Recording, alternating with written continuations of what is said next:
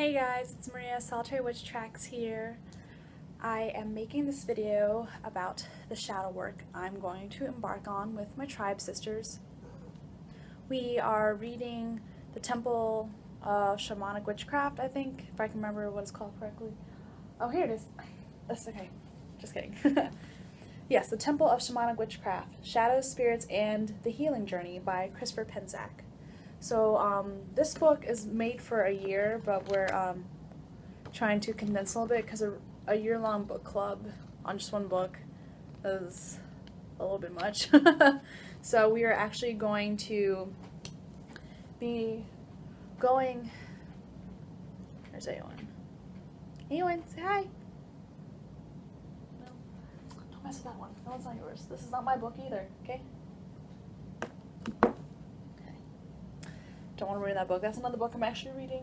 But we're condensing this year-long book into, I don't know how long, but definitely not a year. Right now we're going to read the first 4 chapters and make notes and things. I'm actually haven't started reading it yet because I've been reading my other books. And I'm waiting. I bought this really cool leather journal that but has it's not 3-ring, I guess it's a 6-ring little binder thing, and you open it up and you can actually switch pages and you can hole punch, put more pages in there, which is what I like, because I can if I run out of paper I can just buy more of the inserts, or if I want to switch things around or insert my own things like pictures and stuff, I can just hole punch them and stick them in there wherever I want. So I'm really liking that idea used for it, because this is very much, sorry, I should have to rock down, this is very much a journey of recreating the self that we're going on. So I think having a journal that I can like move around and shapeshift or morph into however I want is really what I need for this journey I'm about to embark on. And so with that being said, I have been doing a little bit of own shadow work on myself. Nothing as intense as this book.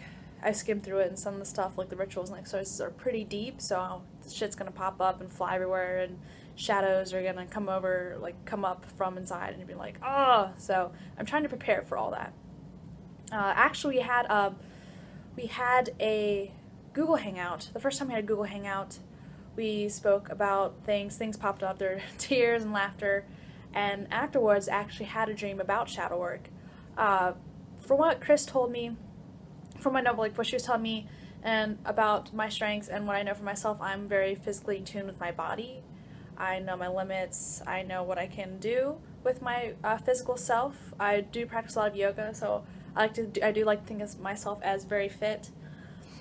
With that being said, like climbing things usually isn't a big deal for me either, and so this dream involves climbing. And in the dream, it's almost like a post-apocalyptic world in which there wasn't that many people, the sky is kind of gray and dark and bleak, and there's this overpass, a bridge overpass that's kind of broken off. It's just sitting there by itself, but there's this house on top. For some reason, I have to get in this house. There's something in it that I need, like I really, really need. But there's no bridge, no way to get in this overpass, because like an island overpass, like both sides are broken. It's just like this little bit of the overpass bridge and the house on top. But there's all these trees that came up at the bottom, and I had this big truck, and so I decided, knock some trees down and like push them up against the side of the bridge with the truck so I can kind of climb on top of them. And so I did all this work, I made this base, and I put these trees up, and then I start to climb them, and things seem okay at first.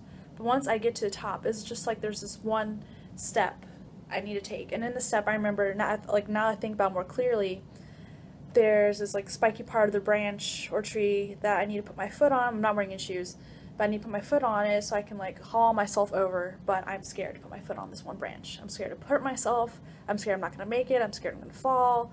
My little tree branch thingies kind of wobble a little bit, like not like horribly wobble, but they kind of shake and they don't feel stable as they used to. This is only after I became afraid to take this final step, and I just couldn't bring myself to do it.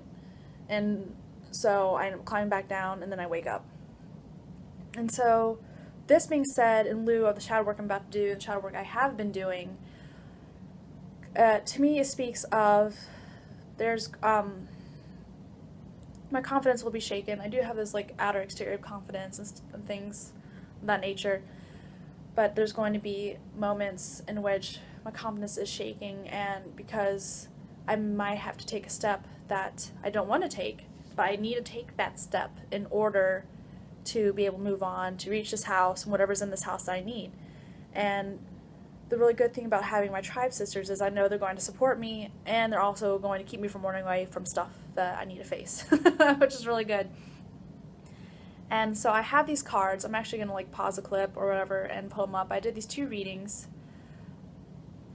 one from the Earth Magic Oracle deck, and here I'll show you Earth Magic Oracle deck. And then another one from Tarot of Spirit. And these 2 are both what they have really like strong ties together. The central one is unfoldment or stars, in which I'll be able, like, during this process or after this process, or during in it, I will be able to access both like the lower and upper worlds, and through these processes I will find balance and alignment, and then afterwards I'll have like this knowledge. And so this is apparently something I've been needing to do in my path, but I haven't done it, but now I'm going to. And so these are just, all these signs are pointing to doing the shadow work within this book. And so this is really intense. I'm kind of like, I'm nervous at the same time because I've only skimmed through it. I'm not going to really start until tomorrow where I can actually take notes and things like that. And in the meantime, I have been reading other shamanic books. I've been reading my Filipino ancestral book and the shaman my friend from the yoga studio let me borrow. Voyages of the Soul, Trance, Ecstasy, and Healing from Siberia to the Amazon by Piers Vitebsky. And so this is really interesting. I'm just kind of like skimming through it, but I'm trying to prepare myself mentally for all the shadow work I'm about to do. And I even done some meditations with Hecate, who is my matron goddess. And usually in it, I think I've described this in a previous video, I'm in a dark grove, wall of trees around me, no way out. You can only look at the sky and see the stars, and sometimes the moon.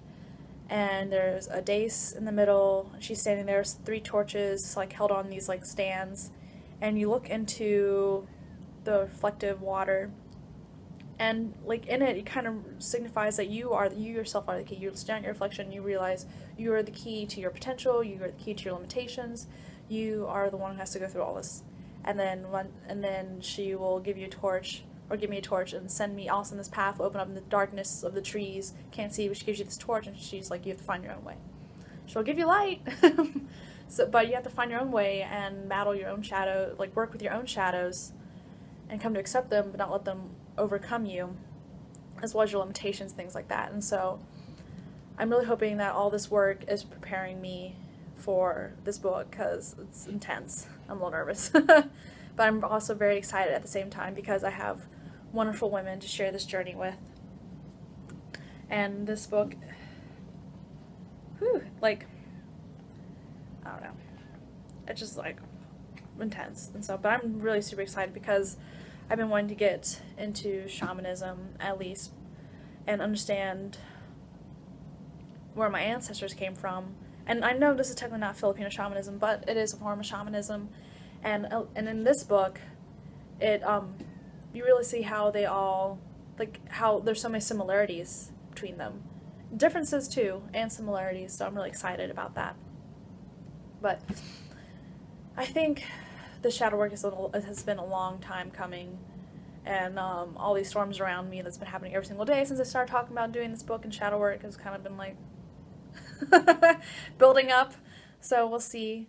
I'm really excited to share this journey with my tribe sisters. I don't know if I'll be making videos about this in particular. If something really strikes me that I need to speak about this out loud, then I will. But for now on, I'll probably be keeping my little journal and my share notes about things I learned. But other than that, I don't know how many videos I'll be making in the future, since this is all about inner shadow work. So we will see where this goes.